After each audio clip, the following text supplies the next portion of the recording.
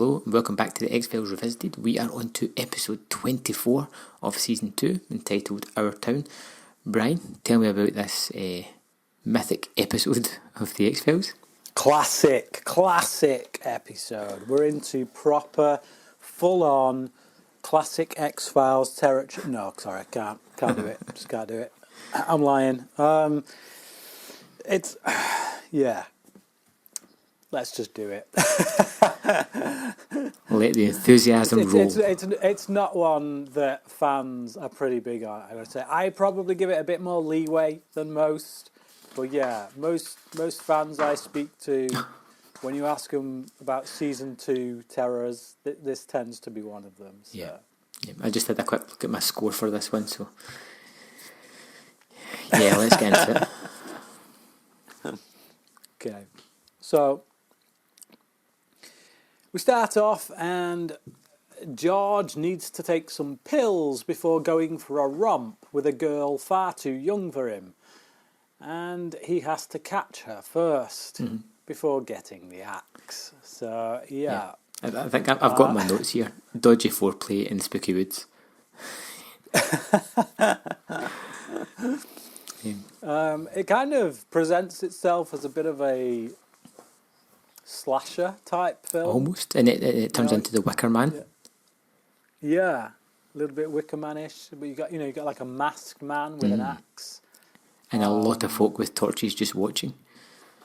And I was like, oh, this could be good. Their hand never leaks. This is either Wicker Man or Hot Fuzz, one of the two. But unfortunately, it had me intrigued right from the start. I liked this little scene. It's spooky, atmospheric, and I like the fact that there's just this crowd of people hanging about the woods, just waiting on their dinner. It's just this guy's a full-on pervert. Yeah, though. It's like So you don't mind when he dies? No, it's comeuppance really, but yeah, there you go. So we come to Mulder and Scully, and basically there's a chicken factory inspector who is missing. His name is George Kearns. And a witness saw a strange spirit fire or something around the area that he was last seen. And Scully says that they're being led up the garden path. She's like, Mulder, seriously? Like, how many bum-ass cases have they put us on recently? You're seriously going to fall for this? And Mulder says that the area where Kearns went missing has a history with fire spirits, and shows her a tape of some whacked out mental patient who was talking about fire spirits, and quite frankly could have been talking about brain sucks at this point. I kind of like the documentary footage. It has that air of realism that's kind of disturbing at the same time, this person just walking about talking utter nonsense that has that unnerving feel about it. So I kind of like that, and Mulder and Scully have that little debate as they do, and up to now, I'm in. I'm liking this episode. Yeah, I like the banter between them. I think it's not it's nothing too untoward as of yet.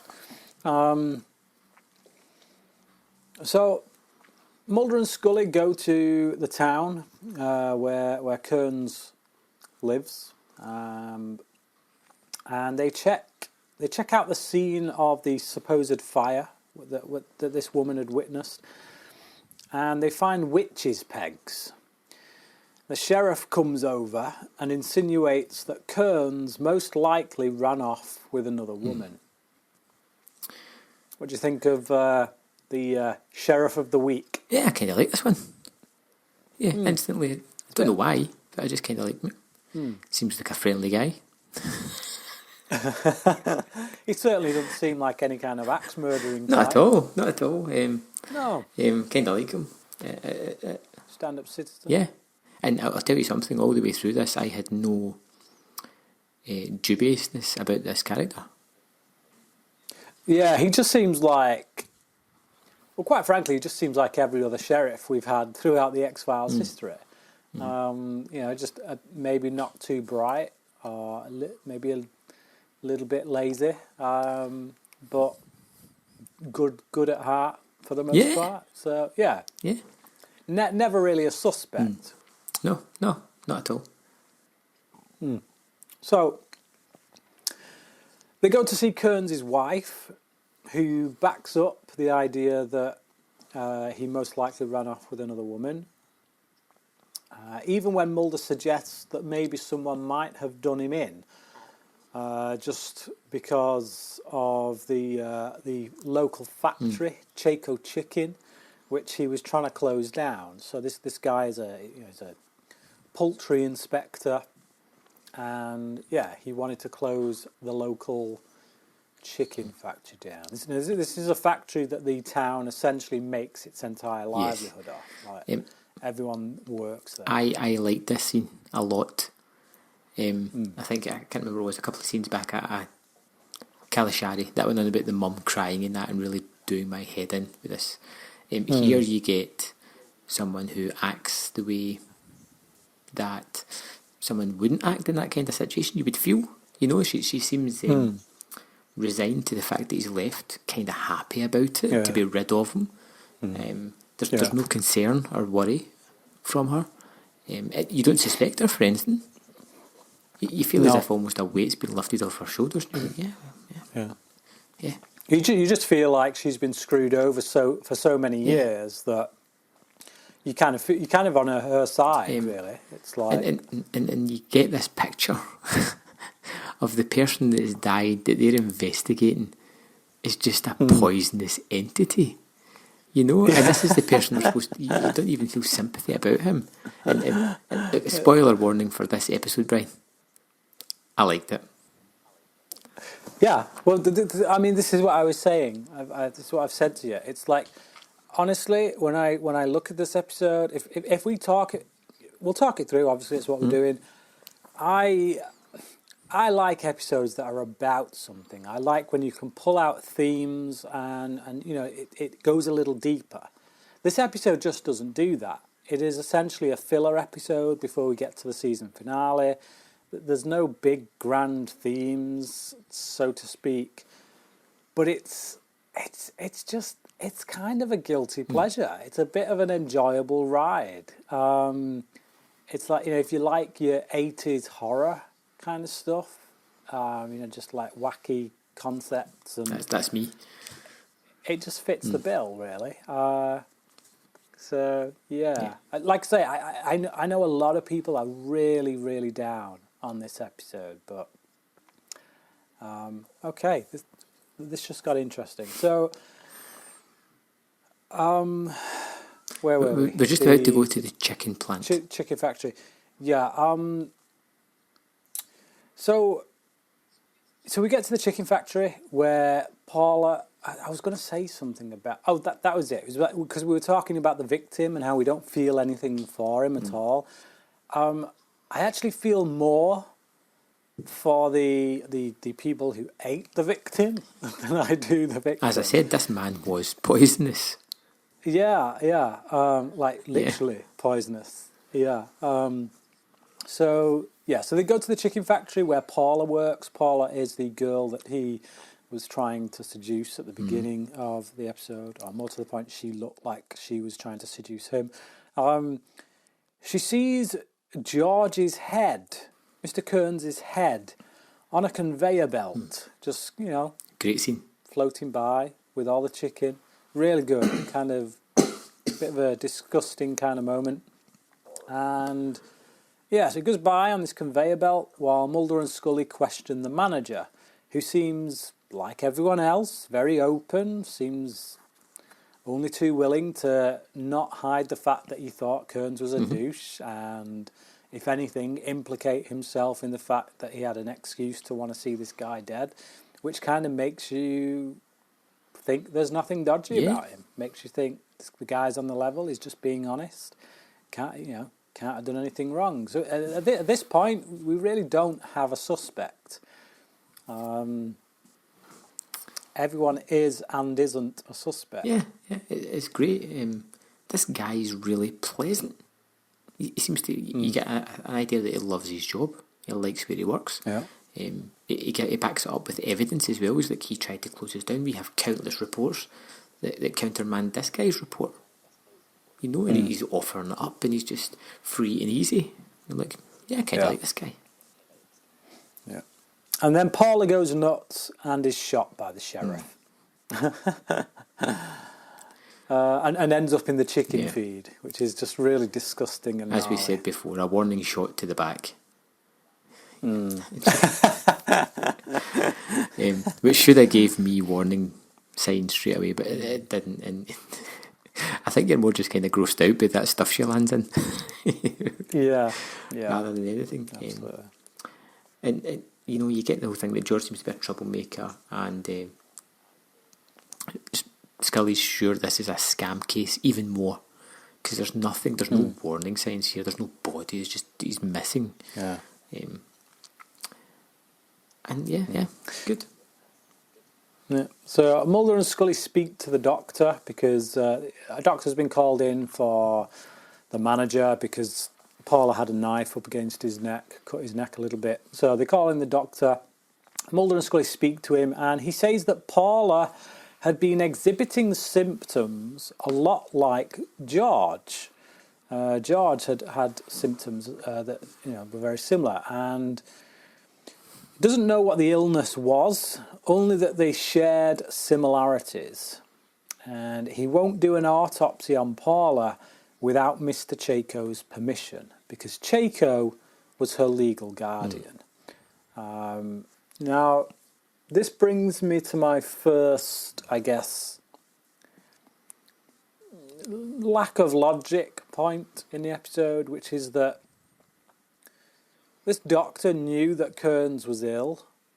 He knew that Kearns was taking pills. He's, in all likelihood, the one who prescribed those pills. Surely, if they're going to choose a victim and do what they do with said victim, he would be a bit more careful about who they chose. Possibly. Maybe it was just the fact that the guy was causing so much waves that they had to get rid of him. Yeah, they had to get rid of him, but they didn't have to eat him. I think we get from the scene at the end that they have moved beyond necessity and are now taking pleasure from this. Yeah, which, again, brings me to the point that actually, if you are going to take pleasure in this, at least, he's a doctor. He knows this guy, this patient's history. If nothing else, you'd think he'd be a little bit. They say that I think Scully says in one of the scenes that when they find out what he's got, that you wouldn't really find it unless you were looking for it in an autopsy. So it's not something that's easily diagnosed as well. It's just one of these things where you can. Yeah. We're arguing over something that's nothing really. Okay, so so he says he won't do an autopsy on Paula without Mr. Chaco's permission because Chaco was her legal guardian. So Mulder and Scully go to see Mr. Chaco. Can we call him the Colonel? The Colonel, yeah, we absolutely can. So they go to see the Colonel, and the Colonel wants to know why they want to do an autopsy. He gives a speech about how he built up the town from nothing, only for men like Kearns to try and tear it down. He also gives a little speech about just how much he appreciates chickens, but he's not convincing me of their splendour and glory, quite frankly. But it's like when you get like films like I don't know about dolphins. And somebody talks about the majesty of a dolphin, or you get a film about, like Gorillas in the Mist, and you get Diane Fossey talking about the majesty of gorillas and the poetry and all. It kind of feels like this guy is trying to do that with chickens. Don't really work, but I appreciate his. You can't really see the majesty in a typical farmland animal. But yeah, what I do like about this guy is, even in my notes, I've put down like the colonel doesn't let them do the autopsy, and then they've had to cross it out because again they've circumvented it. The guy's like, yeah, go and do your autopsy, find out what happened to her. I want to know. Yeah. It's like every turn we're introduced to the next suspect, who then kind of throws you off by doing the right thing. By doing the right thing or doing the wrong thing, like saying the wrong thing, which kind of highlights the fact that, you know what, at least they're being honest and things like that. So, yeah. Yeah, it's just, I'm just like, I don't know who's behind this. So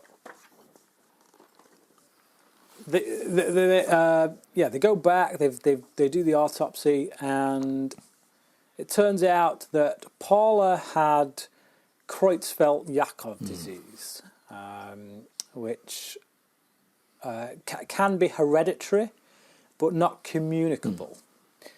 It's highly unlikely that Kearns and Paula would both have it. And so Mulder says she's also apparently born in 1948. Yeah. Which obviously must be a mistake, because this woman looks like she's in her early 30s at best. So. Yeah. Good information. Yeah. Adds a little bit of mystery again. Yeah. Keeps you thinking, keeps you wondering. So they're on the road, just talking about the whole Creutzfeldt-Jakob thing and symptoms and all that lot. And a chicken truck almost runs them off the road because it's swerving all over the place, crashes. All the poor little chickens kind of get drowned and stuff. In the blood of their compadres. Yeah. Compadres. Because this is a river that runs red with their blood, isn't it, from the chicken factory? It really does, yeah. It really does. It's disgusting. It's absolutely disgusting. It makes you wonder where that stuff goes. You're not taking a dip in that. No, and it makes you wonder if that's real. You know, are there some chicken factories out there somewhere in which this happens? Because if it is, yuck. Man, the human race is disgusting. We are disgusting, let's face it. We are absolutely disgusting. This is some of the things we do. We just rape this planet, and rivers of blood indeed. So, yes. So it turns out that the driver had the same symptoms as well. So, another one. And Scully theorises that Kearns was killed and ground into chicken feed. Yeah. But anyone who eats the chickens from the factory would be at risk. And given that these chickens are exported all over the country, that kind of rules that one out. So far, it's only people from the town that have got it. So Mulder wants the river dragged. Yeah, I don't know how he jumps to this conclusion. And it's a big ask as well, isn't it? Like,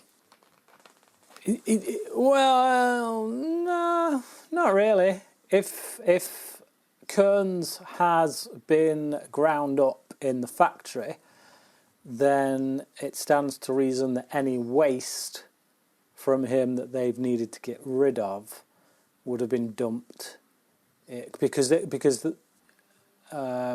oh no, sorry, that's something later. But yeah, any waste that they get rid of gets dumped in that river. So I don't think it's too big an ask, to be honest. I mean the sheriff clearly thinks it is, because he takes one look at him and thinks, "Can we not do that?" Yeah, but I don't take it as I'm hiding evidence. I just take it as he can't be bothered. Well, I just take it as that's a really disgusting, mucky job. Seriously, who wants to do that? But it's just I love his reaction when Mulder says, "I can get some of my men to do it if you want," and then he's like, "No, I'll do it," and he's like really cheerful about it all of a sudden. But I think given given where this episode goes and just how many people in the town are involved in this thing, it does kind of make you wonder why they did their job so well. Yeah, they don't seem to take any risks. This is another thing that just threw me off again. They find all these bones and they actually go and find Mulder to tell him they found all these. Yeah. And it's like, what, you know, like if these people, which I'm sure they are involved, because most of the town seems to be I'm thinking involved. everybody, by the looks of it. Yeah. I mean, the episode's called Our Town. I mean, it's like, why find the bodies, you know? Like, that's surely the whole point of the sheriff saying, no, it's all right, don't get your men, we'll do it. Surely the whole point of that would be to then tell your men, look, guys, look, but don't find anything, you know? It's like, sorry, Mulder, we've dragged the bridge for the past 24 hours, the river for the past 24 hours, we found nothing. Okay, no worries, moving on. But instead they hand Mulder the evidence that he needs. So, bit stupid, bit dumb there, I think. Okay, so, yeah, basically they find a shed load of bones. Yes. 9 in total, with more on the way. All of them with their heads missing, which is just a nice, bizarre little detail. Yeah, so Scully isolates 9 bodies with more on the way. Kearns is among them. So like I say, they basically handed them the evidence. And for some reason, the ends of the bones look like they've been polished. Yes. What do you think of this scene with all the bones laid out all over the place? It's great. It feels like a little bit of production value there. It feels like they've got all these gnarly bones, and then again, another mystery. The bones have been polished at the end. I have no idea why they've been polished. I didn't have a clue. I really honestly didn't have a clue what was coming here. Everything acted in the opposite way of that it should. You know what I mean? Yeah. So, I mean, you've seen this multiple times, so you knew where it was going. But yeah. I think that's where for me this episode is a little bit weaker than perhaps it was when I first used to watch it. Like I can kind of see, to an extent, why a lot of X-Files fans aren't that big on this one. But for me, I'm just like, yeah, I kind of don't care, because it's still an enjoyable ride to a large extent. So Doris comes around. She's upset that they found her husband's body. Obviously, we'll learn later that it's not necessarily for the reasons that we would first assume. The sheriff is all like, "We'll take care of you, Doris." But again, I love it. Like, she was resigned to have lost him. She was happy that he was kind of out of her life. But I could put myself in that thought and thinking she's happy that he's rid of him, but he's still alive. And when she finds out he's dead, it's an emotional kick. And again, like, now she's taking it harder. And I could understand the actions behind her bereavement the way it is. Doing everything right. I think this actress is really good in this part. I like all of her emotional responses, the way she goes. She's very kind of hyper in her emotions, but not in an annoying way. It's a very believable kind of performance, I think. So yeah, kudos to her. So the doctor goes to the factory manager, and he's worried that more people are coming down with symptoms, and Chaco isn't doing anything about it. So the manager's guy says he'll go and speak to Chaco, have a word with him. And this is the scene. This is the scene where it lets you know that they're all kind of in on it, which is a shame, because it hasn't really told you that up until now. Yeah, I think this is where maybe it starts to lose it a bit. I think it starts to come off the rails a bit. But yeah, you clearly get the sense that they're all in on it. And coming off the back of the scene we just had with Doris and the sheriff, you do kind of put 2 and 2 together that Okay, does that mean that the sheriff and Doris are in on it as well? And you think you kind of look at what they said and you think, oh, actually, yeah, that can be read two ways. So Mulder and Scully are talking, and Mulder basically says cannibalism. Scully puts down her chicken. She's just walking about with this bucket.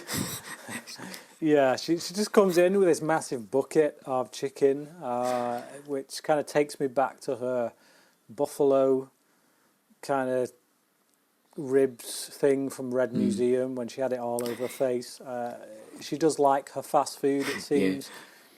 But It's just a fun little addition. You know, it is. Just she's walking about just amusing. with this bucket under her hand. So yeah, he says cannibalism, which obviously really kind of puts her off. He talks about cannibalism in the sense that these bodies have been ground up and put into the chicken, which is why Scully suddenly gets a bit eek. So the plant manager goes to see Mr. the Colonel. And Kearns' wife shows up, all hysterical, and she can't do it anymore. She doesn't want to lie anymore. She's getting itchy feet, cold feet, so to speak. So the Colonel settles her, kind of puts her at rest, puts her mind at ease, and then she goes off home. But the manager wants to do away with her, so we start to see division in the ranks. Yeah, and you kind of know they're all in on it, and suddenly it's just got finger licking good, you know. it's delicious, and it's like almost pantomime atmosphere. Well, that is precisely the word, and that's it. And I think that's why for a lot of people this doesn't work. And I do think it loses some of its magic, shall we say, once you find all this stuff out, because it does. It gets very pantomime. Really pantomime. I can't remember what scene it is, but there's one scene where somebody says something, and the plant manager, I mean, I don't know if you caught this or not, but literally licks his lips. No, I didn't. Right. I mean, like, I don't know if that was the scene that was just gone. I don't think it is. If we get there and I remember it, I'll point it out. But so Mulder and Scully go to the town's hall of records. At least I'm assuming that's what it is. Yeah.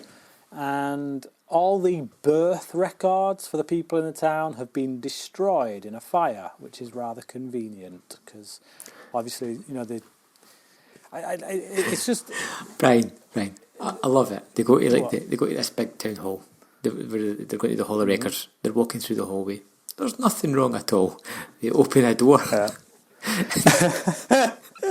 The room's been barbecued. It's bonkers. Yeah, just that one room, and it's like no police tape, no kind of. It's not been cleared out. They've just thought, oh, we'll leave it. It's fine. Just close the door. It's just been left the way it is. It's like close the door on it. You can almost imagine the janitor going through, cleaning the hallways, and opens the door, and he's just like, "Nope, I'll just close that."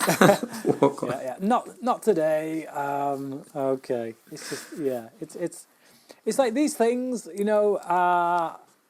We're laughing at them. They are amusing, but actually, it's bad writing. You know, if this episode wasn't as amusing as it was, or wasn't as pantomime as it is, as we've already pointed out, you would literally just look at this and think, that's just bad writing. I'm sorry, but it is.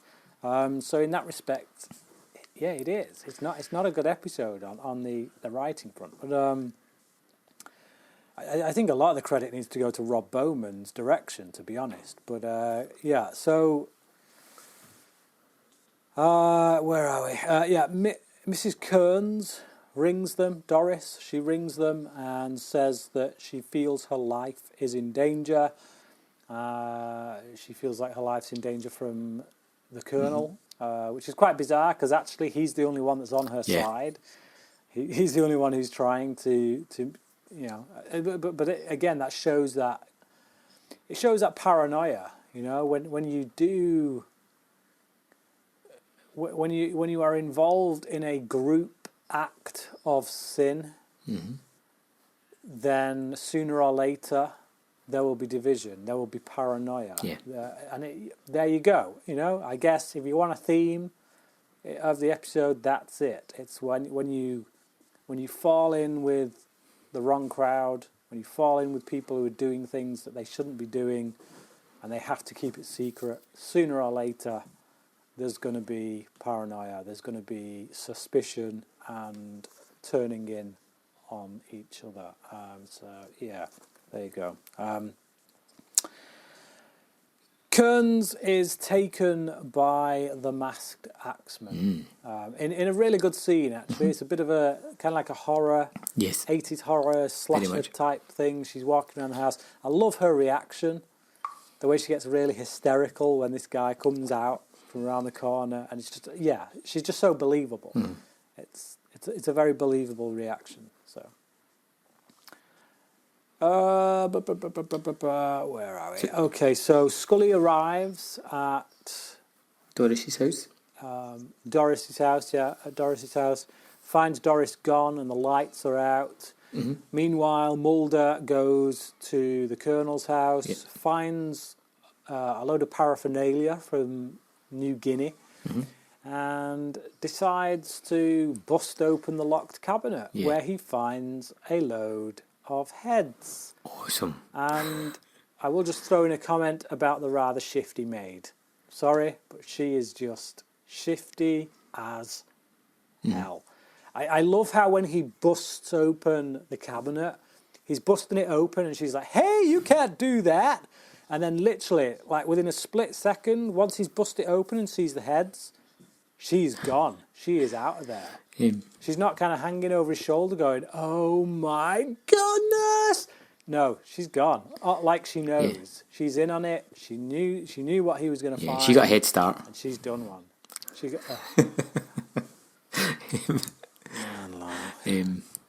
There's no man alive. That's the point. It's too late for all that, man. But but why does Mulder break that open? My suspicion is he looks at the stuff from New Guinea, and he knows he already suspects cannibalism.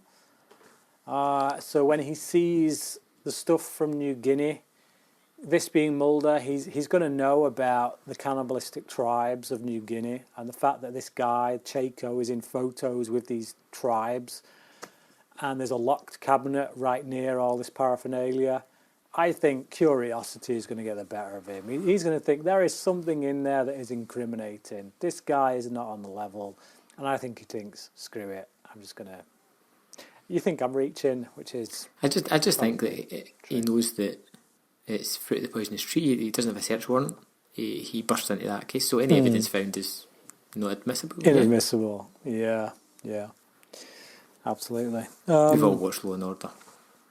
We have. So Mulder calls Scully. They have a little chat. Mulder tells her what he's found, and just as he does, Chaco assaults Scully, knocks her over the head. Okay.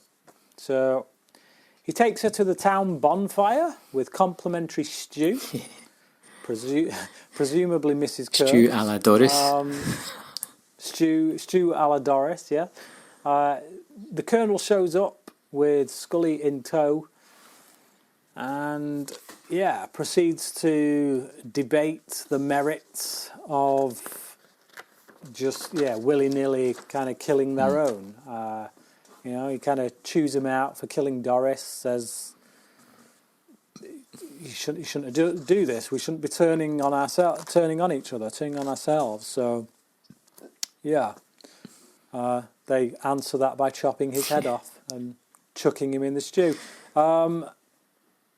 They then try it with Scully. They put her in this kind of device that locks her head down. I really do feel that Scully doesn't put up enough of a fight here.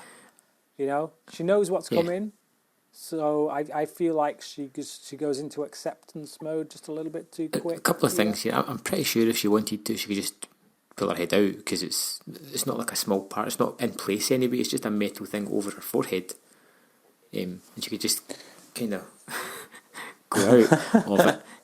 And there's no weight here. Like, you don't think they do the bit with the whole the axe is held up, and there's a little bit of tension. Is she going to lose her head or not? She's not. Yeah, there's no tension at all. No tension at all. Yeah, it's just like this denouement, so to speak. I'm not really in. Just like you say, everything from that hokey device, the fact that Scully isn't putting up a fight, the fact that there's no way she's getting killed, she certainly ain't getting taken out this way, and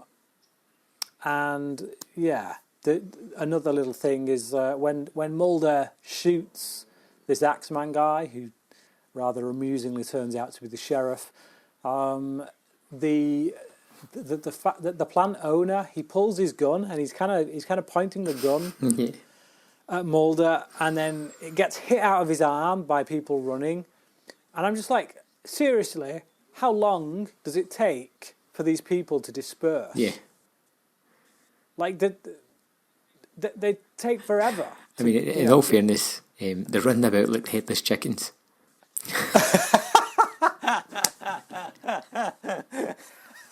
You've been waiting to get that one in, haven't you? It just came to me, Brian. Oh man.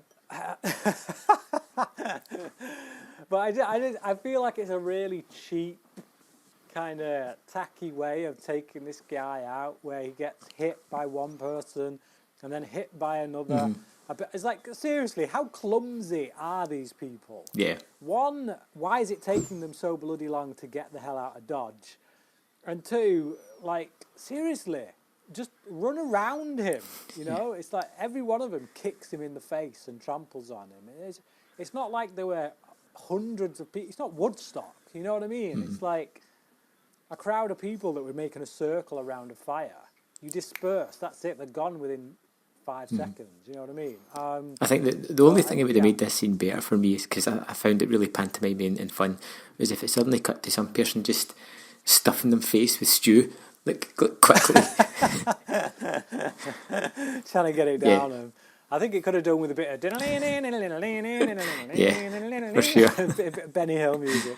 Just it totally. I was out of the ending. Like I was a bit like, that's disappointing. That's rather anticlimactic, to be honest. So we go from there to Scully's voiceover. We see like camera shots panning around the chicken factory as it's being closed down, and a voiceover from Scully. It dishes off a few facts and things. There's one in particular that stood out at me where I was like, how? Here's the facts. See if you can guess which one stood out to me as like a bit of a that's stupid, that's dumb. So the Chaco plant is closed. Turns out he spent time with suspected cannibal tribe in 1944 for 6 months after his plane was shot down. His remains are yet to be found. Yeah, his remains are yet to be found. How are his remains yet to be found? Like, they literally killed him. They chopped his head off, took him out of the machine, put Scully straight in, Mulder started shooting, and everyone dispersed. What did they do with his body? How is his body not found? It was right there on the floor, minus head, which was probably rolled down the hill maybe a bit. I'm not buying for a second that they didn't find his body. Here's another one, Brian. This guy crash landed in a forest and the cannibals didn't eat him. Yeah, they must only eat their own kind. White meat wasn't particularly favourable. Wasn't in the menu. It wasn't on the menu. So you wrapped up on the last one, I'll wrap up on this one. Look, this episode is stupid, okay? It is dumb. It's not particularly well written for the third act. Once we find out that, where we're at, once we find out that the whole town is involved in this thing, it kind of derails somewhat in the writing department. I think if you want to look for a theme, then yeah, I guess it's that whole, when you're in a crowd of people that are doing the wrong thing, sooner or later they're going to turn against one another. I think it's a very loose thread. I don't think it's explored particularly well. If I was to grade this episode purely on that basis, just on terms of logic, on terms of scripting and that kind of thing, and in terms of satisfaction of the ending, I would probably go with a 2.5. However, as guilty as it all is, as silly as all this is, I've had more enjoyment with this one than I've had with a lot of the other episodes that I've given 2.5 or 2. And I can watch it. I can get enjoyment from it. I like the characters. I think we're given this cast of characters that are quite enjoyable, even if they do get a bit pantomime towards the end. So just for that and some of the interplay between Mulder and Scully, I'm going to give this a 3. It's not the strongest 3 I've given, but I will give it a 3. I thought this episode was great. I thought it was so much fun. I loved how it just, every scene didn't play out the way it should have, and you can say it's bad writing or whatever, but it circumvents a lot of things, and it could have been happy accidents, but I had a hell of a lot of fun with this episode, and I had a little look about, and it seems to be an episode that people put down a lot. It does. But this is one. This is a highlight from this season, Brian. Oh no! No! Do not go there. It's not getting there. But when I look back at this season, I'm going to have fond memories of this episode. And when I look back at episodes I'd want to revisit, this would be one of the ones that I would go back to check out again, because it's just fun. It's fun. And for me, it was a 4 out of 5. Yeah, I can understand that, because yeah, I see. For those who are unaware, Graham just showed me his notes to prove that he gave it a 4 out of 5. That's a score I would have given this episode way back when. I used to love this one. I had no problems with it, no qualms. When I wasn't the most critical of thinkers, I just thought, you know what, I have fun with it. That's all I want. Mm-hmm. If I have fun, then surely that's enough. I think over the years, just hearing what people have had to say about it, and for the most part not agreeing and kind of wondering why do they say that? It's a fun episode. It's enjoyable. I think just over the years, yeah, some of that criticism has kind of sunk in, but yeah, I still have fun with it. It's a solid 3 for me, and I don't blame you for giving it a 4. You've not seen it as nearly as many times as I have, so yeah. Okay, so the next episode is going to be the season finale, which is episode 25, Anasazi, is it? Yeah. Yes, Anasazi. So how does this measure up with the season, or with Erlenmeyer Flask last season as a season closer? I freaking love this episode. I absolutely love it. I guarantee you it will be in my top 5 come the end of the season. I will be very surprised if you don't like it. We get the return of one of my favourite characters, and yeah, it moves at a breakneck pace. There's a lot in there. They have to cram a lot in. They have to do a lot of stuff. And I think they pull it off brilliantly. Fantastic episode. Excellent. So that's, I've got a kind of opinion that I don't think there's going to be a bad season closer. That they're always no? Maybe? I think... Yeah, I don't think there are any bad season closers, but I think there are varying qualities. There are varying degrees of quality. I think maybe the worst kind of season closer we're going to get is probably a 3-star kind of episode. So. Excellent. So we'll see you next week, where we'll be doing Anastasia, which is episode 25 of season 2, which will also be our 50th episode of the X-Files Revisited, which is a nice little milestone. So we'll see you then next week on the X-Files Revisited.